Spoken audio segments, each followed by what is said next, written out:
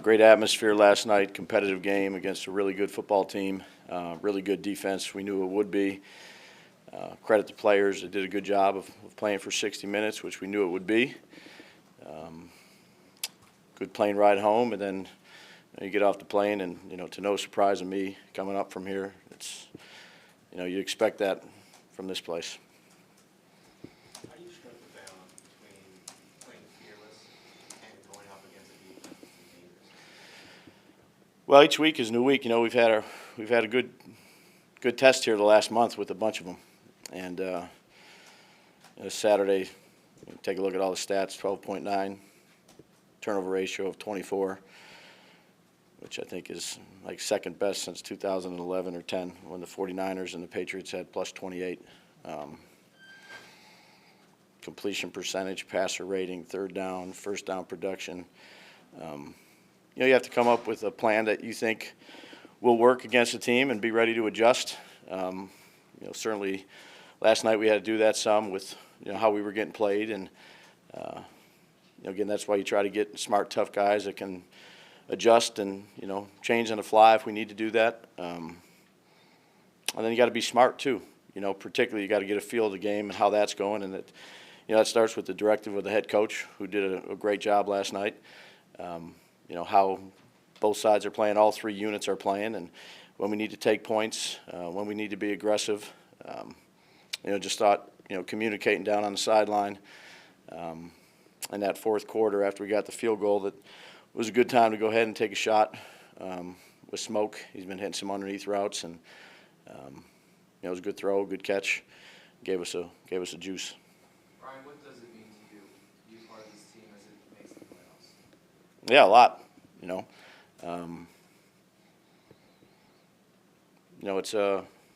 It's tough. The league is tough, and we got a long way to go still.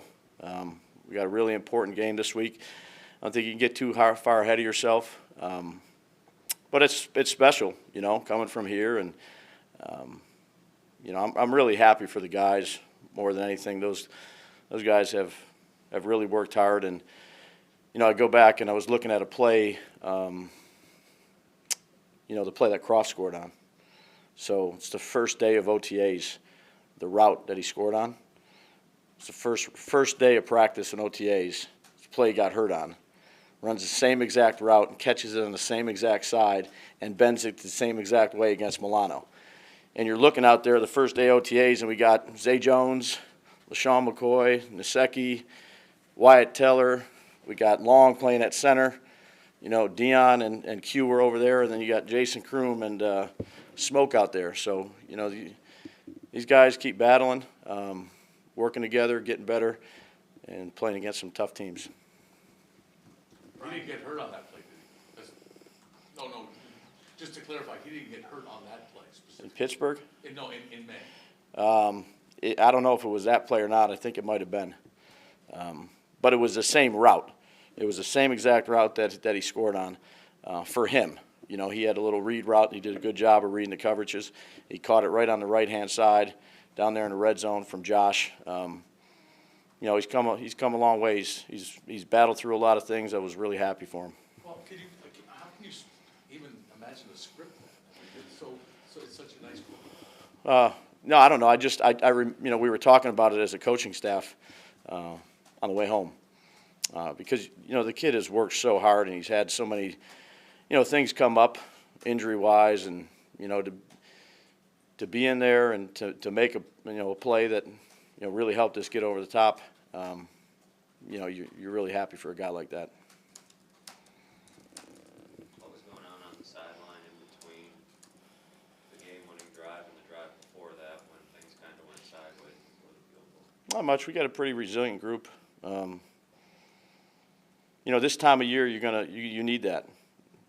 These games are tough, particularly when you're playing really good teams at their place. You need smart, tough guys. You need guys that are resilient. You need good team chemistry. And then you need to enjoy the moment when you're out there. I think we got a good group like that. Again, I've said it a million times, one week has nothing to do with the next. So, again, we can't get too far ahead of ourselves. It's good to make the playoffs, but that's not just a goal. Brian, can you talk a little about the game plan, keeping them off balance, because they weren't able to get their pass rushers really going, and you've used 11 personnel so much, Yeah. but you really kind of mix things up on that. Yeah, I think guys like Lee and DeMarco, who haven't had a lot of playing time, really helped us out. Did a really good job, on Dupree and Watt with the jams. That was one of our keys is to try not to let those guys be as disruptive as they've been. Watt had that strip on Motor there, but he had, half a sack. He's a phenomenal player, as is Dupree. But you close the edges sometimes, and you give your quarterback, a little bit more time. Maybe less guys out in the route, but you got to take care of those edge guys because they can disrupt the game, and it can change in a heartbeat. Did they chip a lot? Was that what you were doing? Yeah, we utilized that. There's, sometimes we did, and sometimes it made it look like we did. But you needed to do that against those guys.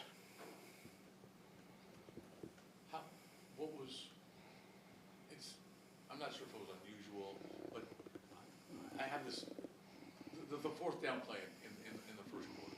When you went for it.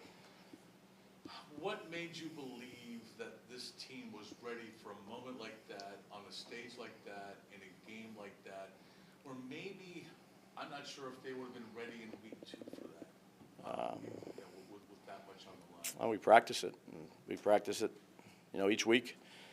We have a period called Gotta Habits, where you practice different situations, fourth down plays, 4th and 2, sometimes 4th and 6, 4th and 10, 4th and 13. Could be in the second quarter, could be in the fourth quarter. It's a play that, if we knew we got to that situation that we would call. Smoke was inside and Beasley was inside, and they played cover 1 and dropped down to safety to kind of get them in the middle of the field, and Smoke did a really good job of breaking leverage to the outside. You have confidence in your players, and I think that was the aggressive nature in terms of where we are on the field that, Sean said, let's go ahead and go for it. We felt comfortable with the play, and those guys did a good job executing it. After the Trey interception, 6 Yeah. run plays. Well, one of them was a pass. Right. Is that what you were talking about, though, with, knowing the kind of game that you're in? Yeah. Yeah, look, we got the ball. We hit a 9-yard run. It was 2nd and 1. We stuck another one in there, which, we thought had a good chance. So we came back on 3rd down, got that, ran another kind of counter play. And then off of the play that we had run earlier going away from where we came out of the tunnel, we tried a gadget play. It didn't work.